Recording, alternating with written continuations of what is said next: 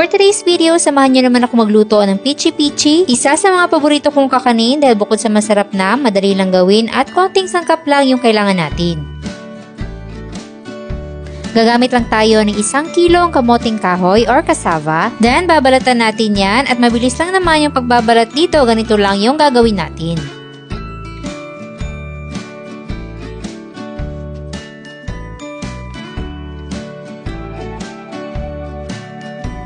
At pagkatapos natin yang mabalatan ay huhugasan natin yang mabuti.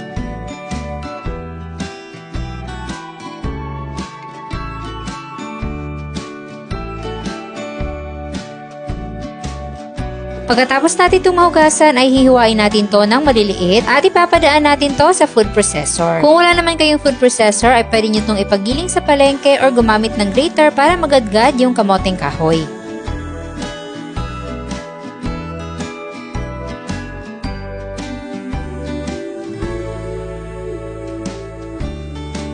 Pagkatapos natin mapadaan ito sa food processor ay pipigain naman natin yung katas nito.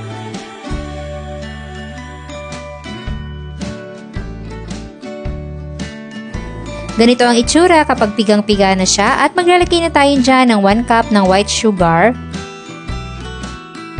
1.5 cup ng tubig, at kung gusto nyo namang gawing mas masabaw pa ay pwede nyo gawing 2 cups yung tubig. Pero sa amin ay okay na to dahil gusto namin yung hindi masyadong malabsa na peachy-peachy. Then, maglalagay tayo dyan ng 1/2 teaspoon ng lye water or lihiya. Ito yung magsisilbing pampakunat. Tapos, ay i-divide natin to sa 3 parts dahil maglalagay tayo ng iba't ibang kulay. So, maglalagay tayo dito ng red na food color.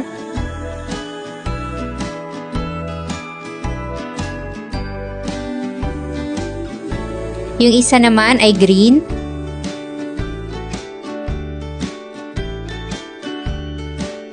At yung isa naman ay hindi na tayo maglalagay ng kulay dahil natural na yellow itong cassava kapag naluto. Then ilalagay na natin to sa ating molder. Large size itong molder na ginamit ko at half lang yung nilagay kong cassava mixture.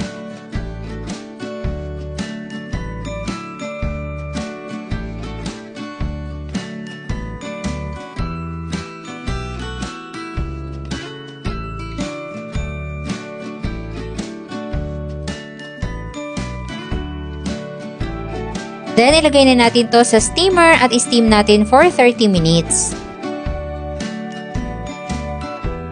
At after 30 minutes ay luto na yung ating Peachy Peachy at ganito yung kanyang itsura.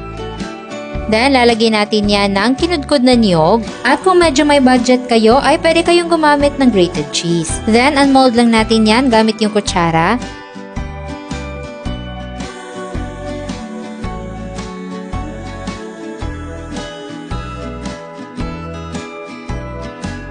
Tapos, ay i-coat na natin ng ating kinudkod na niyog.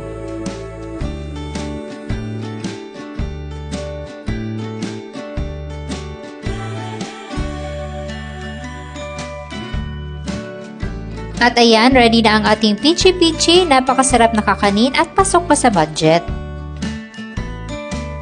Pwedeng-pwede ka rin magnegosyo at tumanggap ng mga pa-order kapag alam mo kung paano magluto nito.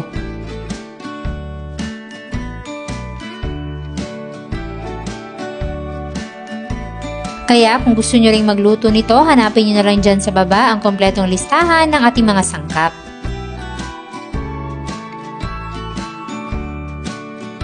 Hindi naman mahirap tandaan dahil konti lang naman yung ating ingredients, kaya sana'y nagustuhan nyo ang ating recipe for today. Enjoy!